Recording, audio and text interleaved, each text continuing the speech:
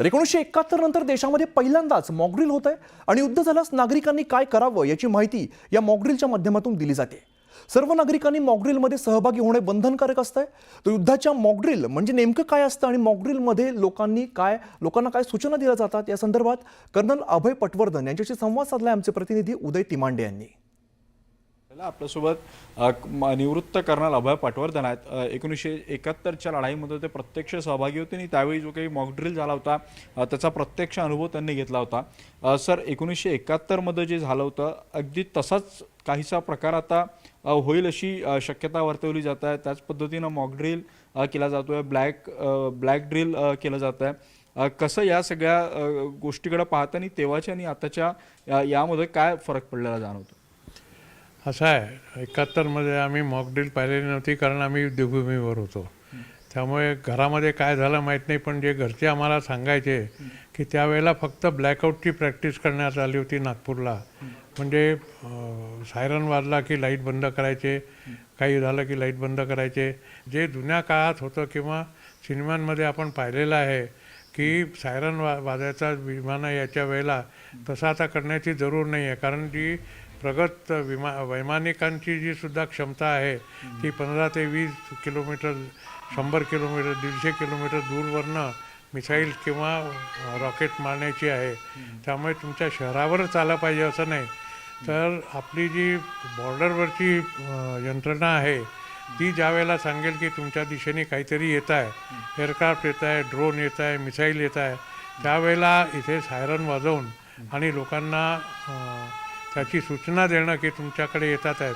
कारण जुन्या काळामध्ये साधारण अर्धा ते 1 तासाचा वेळ मिळायचा लोकांना बाहेर निघायला। आता जो वेळ मिळाला आहे तो केवळ 8 ते 10 मिनिटाचा मॅक्झिमम मिळेल। त्याच्यामुळे आणि जर हायपरसॉनिक मिसाईल्स असले जे चीन डेव्हलप करत आहे आणि आपणही डेव्हलप करतो आहे, तर साधारण 4 ते 5 मिनिटाचा वेळ मिळेल। तेवढ्यामध्ये तुम्हाला घराच्या बाहेर जाऊन आडोसा ढूंढावा लागेल आणि जर मिसाईलवर तुमचं नाव लिहिलेलं असलं आणि तुम्ही आडोसा जर घेतला नाही तर तुम्ही देवाघरी जायला निश्चित आहे।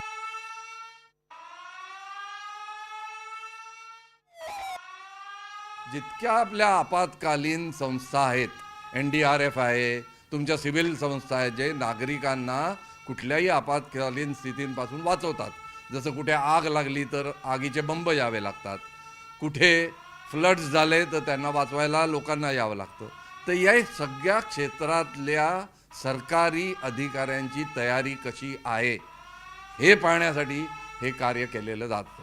आणि बऱ्याच वर्षापासून, जसं मी म्हटलं, जवळजवळ 1971 पासून अशी कारवाई आपण कधीच केली नाही। त्यामुळे ही कारवाई अतिशय महत्त्वाची होती आणि करायलाच हवी होती असं माझं मत आहे। दरम्यान देशभरामध्ये ठिकठिकाणी महत्त्वाच्या शहरांमध्ये मॉकड्रिल आणि क्रॅश ब्लॅकआउटची तयारी करण्यात आलेली आहे। उत्तर प्रदेशमध्ये लखनौ, जौनपूरमध्ये मॉकड्रिल घेण्यात आलेला आहे, तर दुसरीकडे पंजाबच्या फिरोजपूरमध्ये क्रॅश ब्लॅकआउट करण्यात आलेला आहे।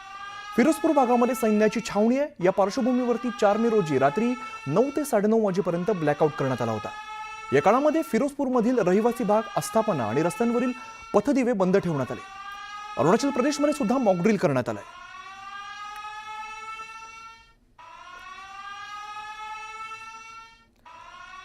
तर देशामध्ये युद्धजन्य परिस्थिती निर्माण झाल्यानंतर संपूर्ण देशभरामध्ये ब्लॅकआउट आणि मॉकड्रिल केलं जाणार आहे।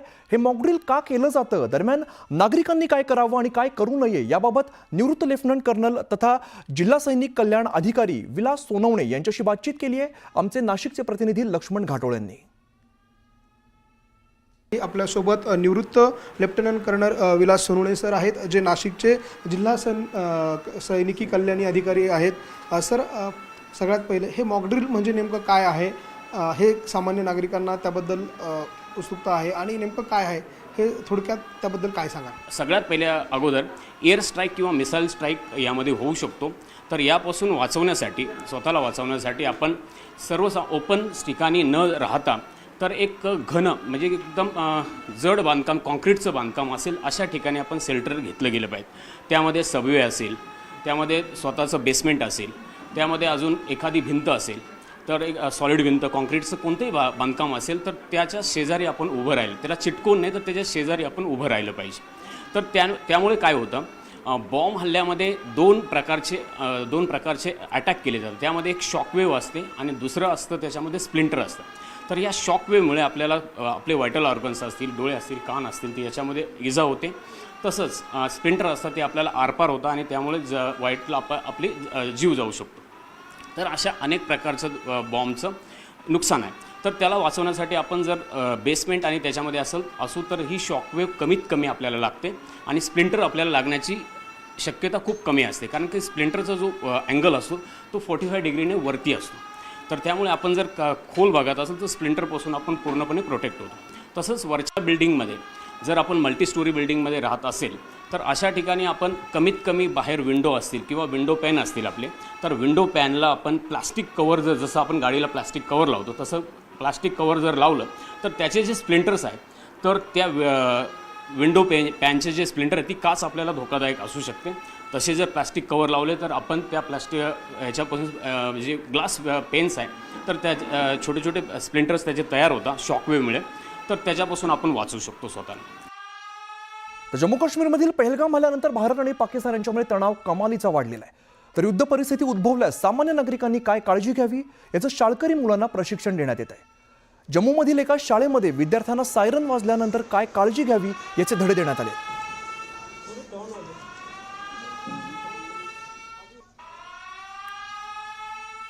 सर जी ने हमें इसका है जैसे कि फायरिंग होगी, हमें जहाँ हम स्कूल में हैं फटाफट डेस्क के नीचे लेट जाना है और टेबल के नीचे लेट जाना है और घर पे कहीं भी मोर्चे में चले जाना है. अच्छा, और जिस तरह से और भी कहीं सेफ जगह पे क्रॉल करके जाना वो भी सिखाया गया? Yes sir. अच्छा, तो कैसे क्या बताया है टीचर्स ने? टीचर ने बताया कि जैसे कि फायरिंग होगी हमें धीरे धीरे से सेफ जगह पे चले जाना है. सर ने कहा जब भी इधर फायरिंग होएगी डेस्क के नीचे फटाफट लेट जाना है, घर में जहाँ कोई मोर्चे हैं तो उधर भी छुप जाना है. और क्या बोला कि क्रॉल करके ही जाना, खड़े होके नहीं जाना? नो सर ने कहा लेट के ना तो धीरे धीरे छुप जाना है. तर भारत पाकिस्तानमधील तणावाच्या पार्श्वभूमीवरती देशभरामध्ये मॉकड्रिल घेतलं जात आहे आणि जम्मू काश्मीरमधल्या विविध भागामध्ये मॉकड्रिलला सुरुवात झालेली आहे. श्रीनगरच्या दल सरोवर या ठिकाणी सुद्धा मॉकड्रिल घेतलं जात आहे, ज्यामध्ये बोट उलटणे आणि बुडण्याच्या घटनांसारख्या आकस्मिक परिस्थितीचा कसा प्रतिसाद द्यावा याच्या तयारीवरती लक्ष देण्यात आले.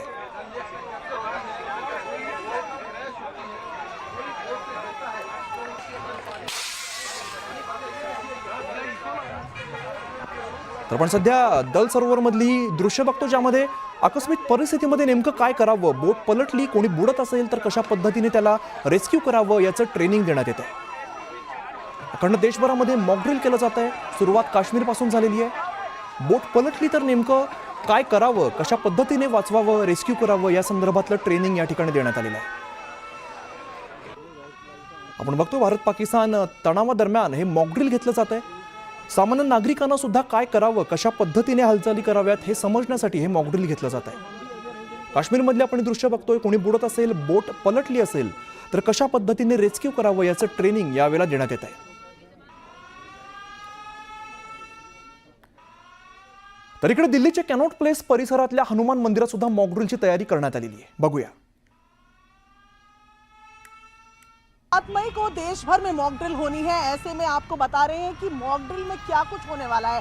देखिए, इस वक्त मेरी मौजूदगी है कनॉट प्लेस के हनुमान मंदिर में, जहां पर हर वक्त भीड़ रहती है. ऐसे में ये एक तस्वीर पहले मैं आपको दिखा दूं कि इस वक्त भी यहाँ पर कितनी भीड़ बनी हुई है. ऐसे में अगर एयर सायरन बजते हैं तो आपको क्या करना है, इतनी भीड़ में भी कहीं घबराने की जरूरत नहीं है. आप नीचे की तरफ देखेंगे तो यहाँ पर एक पूरा सबवे बना हुआ है. ये सबवे आपके लिए सबसे ज्यादा जरूरी है, क्योंकि जब एयर सायरन बनते हैं या किसी तरीके की अगर कोई एयर स्ट्राइक होने की बात आती है तो सबसे पहले जरूरी है कि आप निचले तरों में चले जाएं, यानी कि अंडरग्राउंड चले जाएं. और ये आप देखें कि वहाँ से ज़्यादा सेफ आप इस जगह में हैं, और इससे भी ज़्यादा सेफ आप तब हैं जब आप सीधा इसके अंदर चले जाते हैं. और ये पूरी जगह है जहाँ पर काफ़ी लोग जो है वो ठहर सकते हैं, रुक सकते हैं, क्योंकि कोई भी अटैक जब होता है उसका इफेक्ट को या जो कोलैटरल डैमेजेस जिन्हें कहा जाता है उनको कम करने में सहायक होता है. ऐसे में आपके आसपास जब एयर सायरन्स बजते हैं तो आपको करना यह है कि अपने आसपास से रिफ्यूज लेना है, अपने आसपास ऐसी जगहों को देखना है. और उसके लिए ज़रूरी नहीं है कि आपके आसपास सबवेज ही हो. अगर आपके आसपास घर के आसपास कोई अंडरग्राउंड टनल्स वाली जगह है या जैसे मेट्रो स्टेशंस हैं उनमें भी आप जा सकते हैं, लेकिन दिल्ली में ज़्यादातर जगहों पर इस तरीके के सबवे हैं जो आपके लिए ऐसे मौके पर आपके लिए सुरक्षित हो सकते हैं और यहाँ पर आकर आप बड़े खतरों से भी बच सकते हैं। कल मॉक ड्रिल होनी है, उससे पहले हम भी आपको बता रहे हैं कि किस तरीके से आप ऐसी स्थितियों में अपने आप को तैयार रख सकते हैं। कैमरा पर्सन दिनेश नागर के साथ प्रियंका कांडपाल, न्यूज़ 18 इंडिया, दिल्ली।